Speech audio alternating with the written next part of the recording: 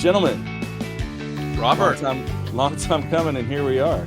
First episode of Lending Leadership with the Mortgage Pros. I'm really excited to be doing this with you guys. I'm excited too, brother. Heck yeah, let's go. I'm so excited. So, kicking off this show, what we want to do just to kind of get started, let's intro ourselves a little bit so everyone know who they're on listening to. And then let's just talk a little bit about, what brought us together, why we're doing this, what we want to chat about, what they can look forward to.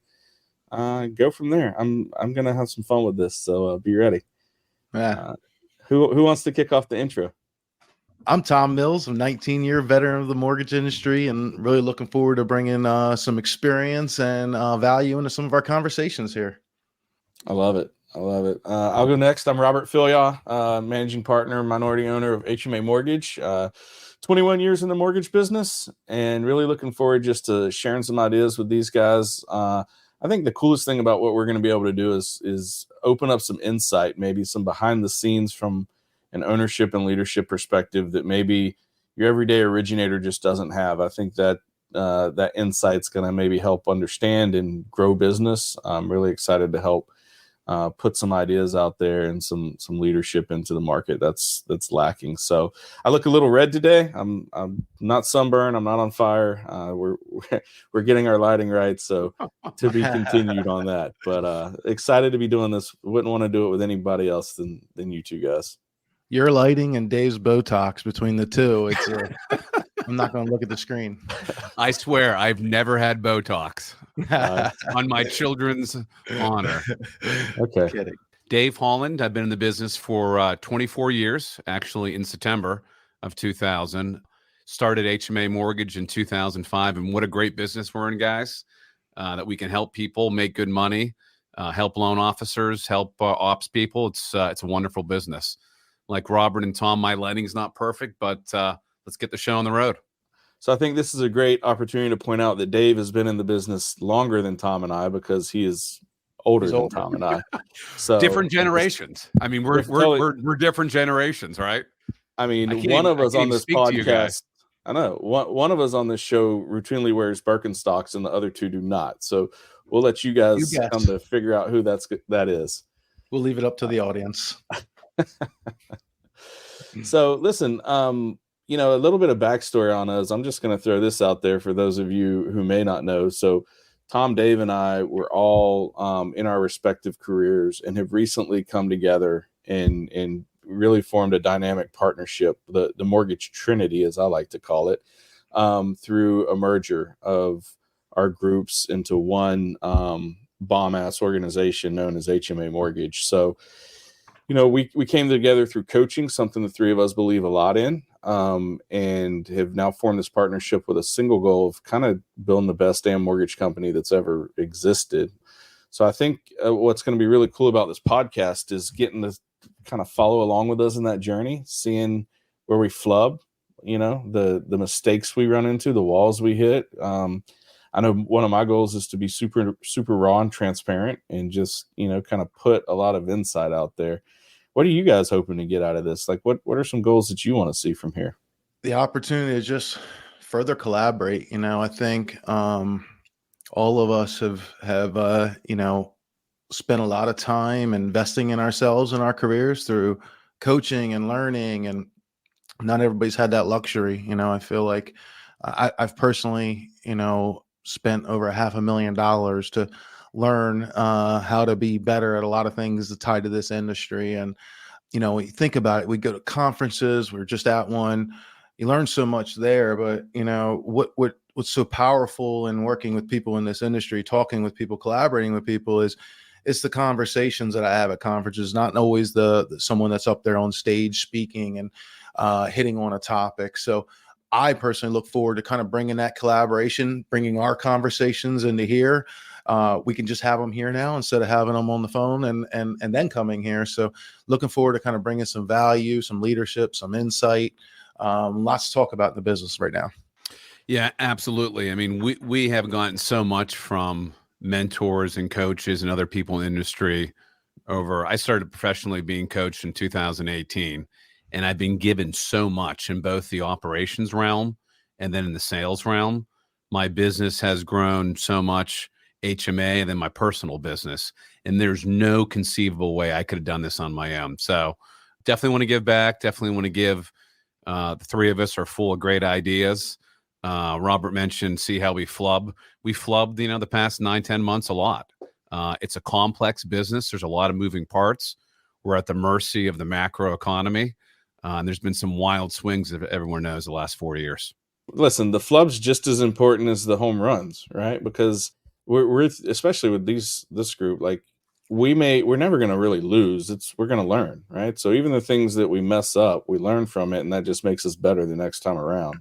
I love what you guys said about the coaching. I'm in that same boat. I started professional coaching in 2015, and like, it's not an understatement when I say it changed my life. It literally changed the entire trajectory of my life and my work-life balance and the time and availability I had to spend with my family. And honestly, guys, like, that was the first step in a long journey that led us to today, right? Because we all three met in coaching, and now it's going to continue to change our lives. And our mentor, Carl White, shout out to Carl in the Mortgage Marketing Animals Freedom Club, he gives this analogy that I always think about, and this is one more ripple, right? He talks about the ripple in the pond.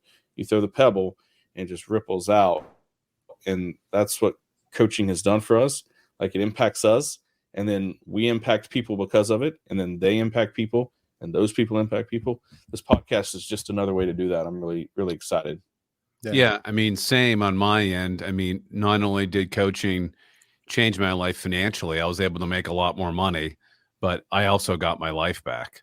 I can actually go on a week-long vacation and not be hiding like in the living room or something away from my family and wife because I have to work for 2 hours, or getting up at 3:30 in the morning. So, hey, vacations are great.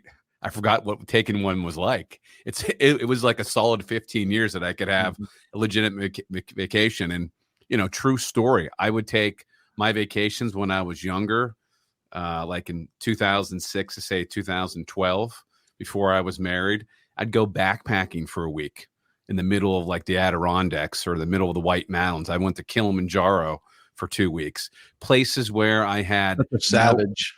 Well, yeah. Well, no, it's not that. Places I wouldn't have access to my cell phone or email, where I couldn't actually work, and it was like a forced unplug. I think people create an excuse. Like the reality of it is if you can't take a week, a 3 or 4 day, extended weekend, a couple of vacations a year, and kind of tune out, like, it's not your job. It's a lot you. That you kind of you're doing something really wrong. Yeah, you're doing it wrong. You need your to look job's inside. not throwing that much at you. And you know what? If it is, give yourself a little bit of respect and throw some boundaries down, because, man, especially in a business like this, I need my time away. As much as I just think if you focus on the right things day in and day out, you can absolutely take time away.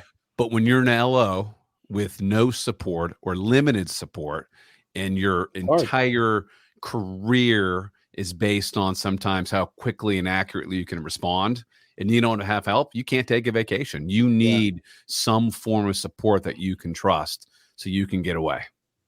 Well, it's hard. It's hard. And nobody builds the team and then brings the business in. It's bring the business and build the team along the way. So we've all gone through those tough times, those sacrifice, taking the Saturday, Sunday morning calls, missing part of your son's game, whatever it may be. But, in the end of the day, that was excuses because we weren't running our business efficiently. Well, we didn't know how to run our businesses until we were shown the light.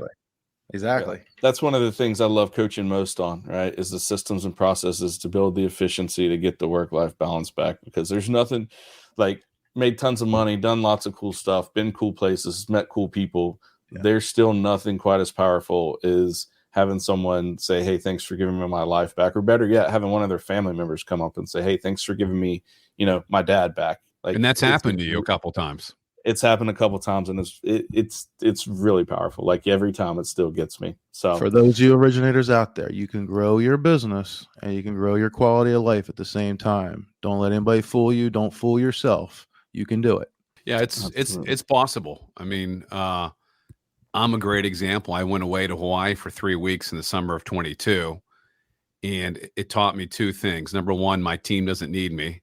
And number two, when I got myself out of the way, all I did was make us focus phone calls for an hour or two a day, 3 or 4 days a week. I actually did more business.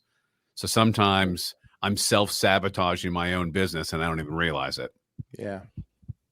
So I'm excited as we continue to go. We're going to be talking a lot about these topics and digging in and really getting granular on some of this. And this is going to be, there's going to be a lot of takeaway from this for those of you out there tuning in. So I hope you'll definitely hit that like button, smash that subscribe button as we go. But one thing I was curious about, guys, as we kind of get to know people out there and they get to know us, is let's share a little bit what got us in this industry. Like, I've never met a single person that is growing up, or I've ever seen a single like worksheet. What do you want to be when you grow up? And someone put mortgage loan originator.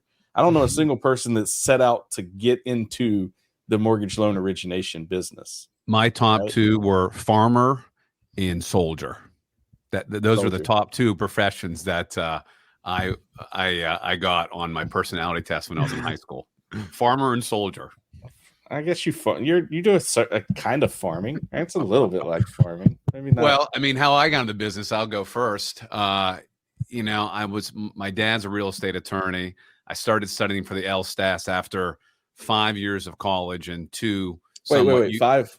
I thought college takes 4. I didn't graduate college, so I don't know, but it's supposed to take 4. Well, right? I did get three powerful degrees. I got a major in history, sociology with a minor in philosophy. So wasn't really on this great career. So I started studying for the LSTATs. I realized at a certain point, at a certain point, I would make a mediocre attorney at best. So for lack of a better thing to do, I'm from Erie, PA. My mom grew up in Pittsburgh. I took some interviews in Pittsburgh, which is a larger city than Erie. I got 2 job offers. One was $1,000 a month with health insurance. The other was 100% commission, no health insurance. So I took the $1,000 a month with health insurance, lived in my grandparents' basement for 12, 13 months, crawled my way out of there. And I tell you what, I've never worked the first year. I worked so hard. I worked 12, 14 hours a day. I didn't have any business, right? All I did was read and, make phone calls and listen to self-help books on tape. And I worked really hard to get out of my grandparents' basement. It was a cool time in my life, right? Because I was with my 80-some-year-old grandparents, but I knew I had to get out there as quickly as possible. Nothing's like motivation than living in your grandparents' basement. And the mortgage business did it. That's powerful. You got out, Dave. You got out. For those of you younger listeners who are listening, so when Dave says he listened to stuff on tape, there used to be these things called cassette tapes, right? That you would play. And I'll go next. Like, I had no intentions of getting into the mortgage industry. I actually, if you look back on all of my, like 3rd grade, 2nd grade, 1st grade, I wanted to be a Marine, right? I wanted to go in the Marine Corps, which I did. I went to the Marine Corps in the reserves, not right out of high school. So I was a little bit of a ship adrift, if you will. Got out of high school, started college.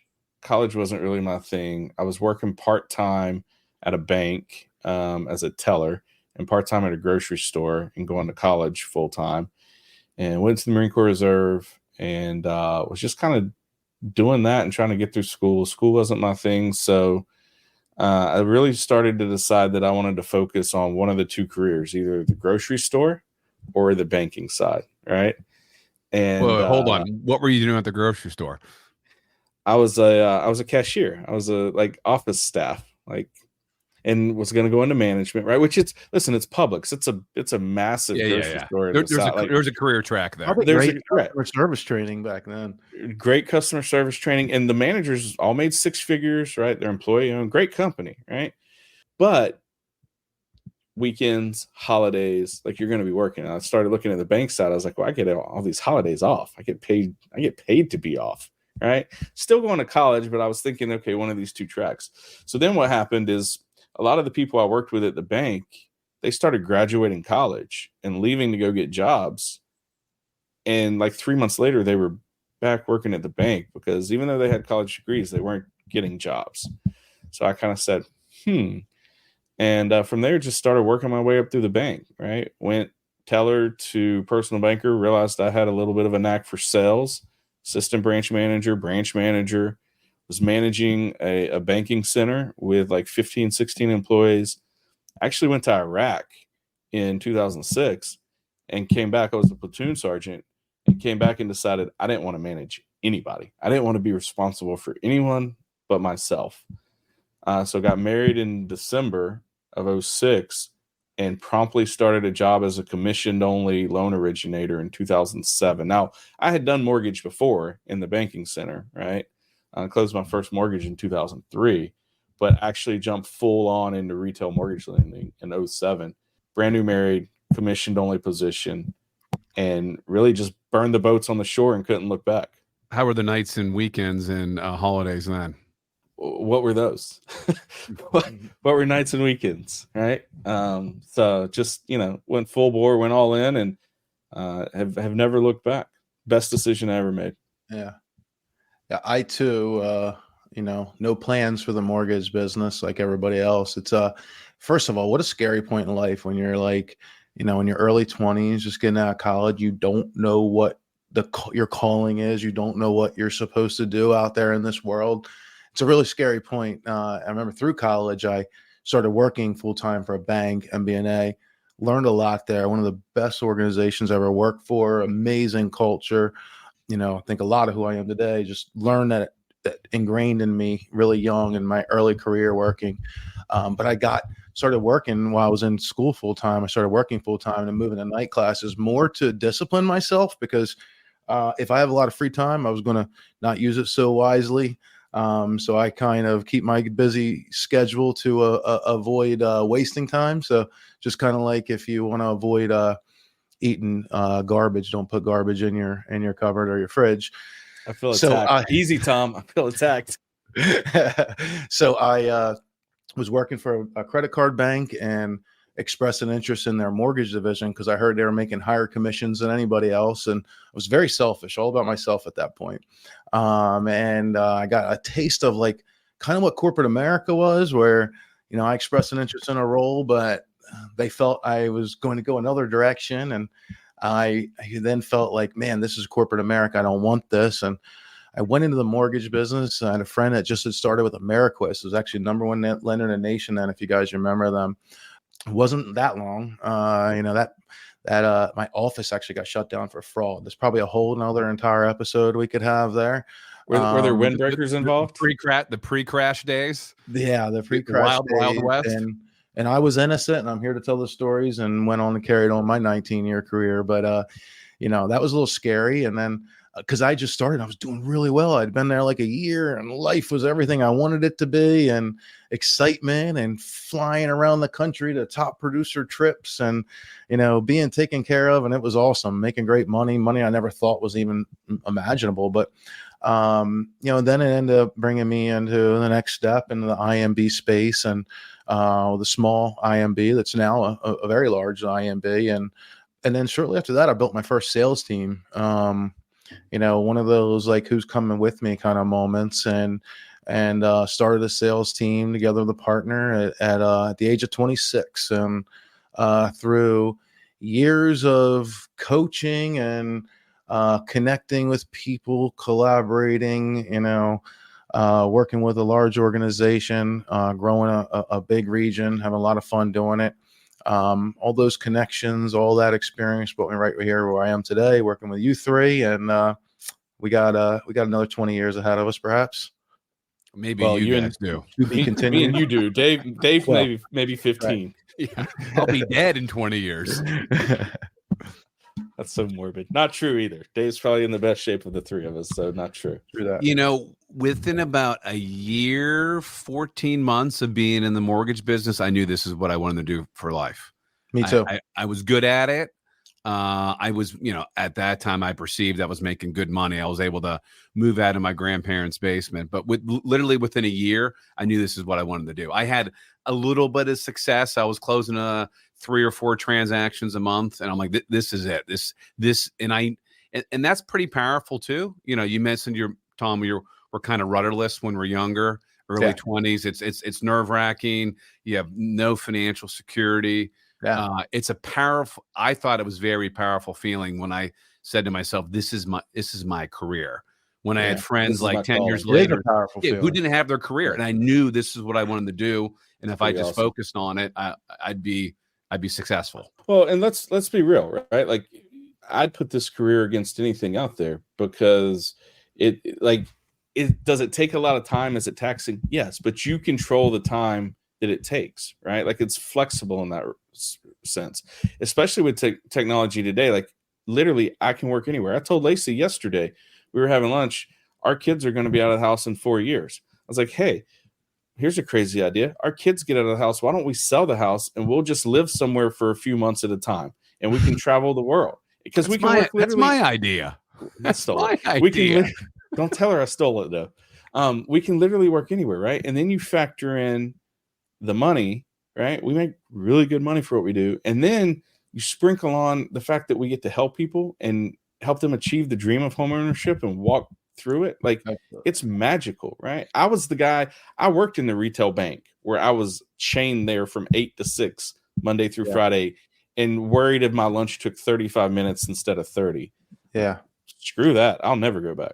I feel very blessed to have found my calling in this business. I could have found a number of things. And by the way, I think whatever people find their calling in, pursue it, Absolutely. Enjoy what you do. And vice versa, Tom. If you don't love what you're doing, go find something else to do. Change. You can make change. Yeah, I agree. Because that's what's fulfilling in life, enjoying what you do day in, day out, and enjoying the people you do it with, as well is, really, I think, an indicator just towards life happiness. And, I know some people that do really well. It doesn't necessarily mean they have happiness in their life. What's the saying? If you love what you do, you'll never work a day in your life. That's it. That's it. It is true. That is true. Work is work, though. And, hard work, putting in hard work, doing the right things in this business can do well. But, I know through this show, I'm looking forward to, and we had that conversation the other day, Robert. Originators want one of two things. They either want to make the same amount of money doing less work, or they want to make more money doing the same amount of work. Mm-hmm. Exactly. And I think we can talk a lot about how you can accomplish either one of those things. Sometimes people settle in, get a nice business built that they don't have the grand illusions of growing it past that point, but you can live a really good life. Absolutely. I think that's well said, guys. I think that's probably we're going to get into a lot of topics, and I'm excited to see just everything we lay out as we go. If you haven't already hit that like button, that subscribe button, go ahead and smash that now so you can keep up with us. And we're going to get really granular on some of this stuff, and if you every week we're going to have a couple new topics. Yeah. If you have stuff you want us to talk about, throw that out there. Otherwise, we really enjoyed this first episode with you guys. Like I've said 100 times, there's nobody I'd rather be on this journey with than the two of you. Every day it's something new and exciting, and most days we even get along. So that's always a plus. Most days. Some days I hate you, Dave. Not today, though. Not today. I love you both every day.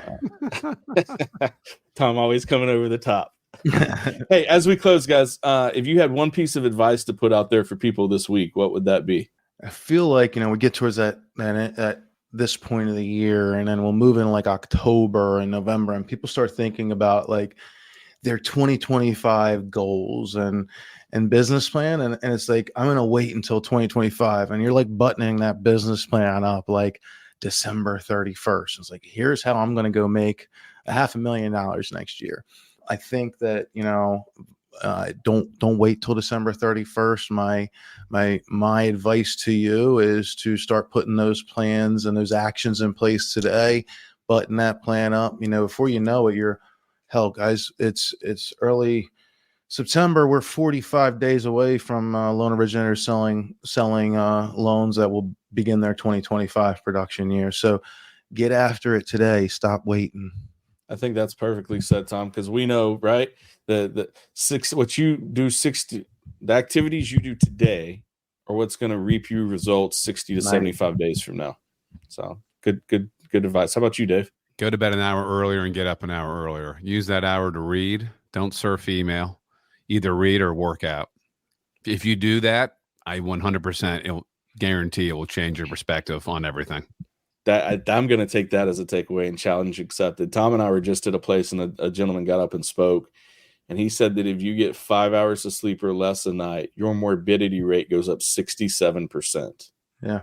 Which was mind blowing to me. So I sleep 7.5 to 8 every single night for the most part. That's why you have those boyish good looks.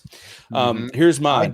I'm looking to go to bed earlier, but kind of get up the same time because I need to add those hours in. I'm kind of behind, but great episode there. Sometimes that mental preparation. How do you prepare for the week and for the day? Dave's very regimented. We're getting your text at 5:35, 5 minutes after you just woke up, Dave. Yeah, we love it. I love it. Here's my piece of advice, guys. If you're not doing it already, it's a really simple and easy piece of takeaway. Answer your damn phone. Right? 83% of loans originate with the first loan officer that the person speaks with. Answer your phone. That's it. Enjoyed it, boys. Looking forward to the next one. I'm looking forward to it too. Hey, you'll see a follow on screen with our contact information. You have any questions, you're interested in chatting with one of us, reach out. Don't hesitate. We'd love to talk to you. Thanks so much for listening, guys. Thanks, everyone. Thank you.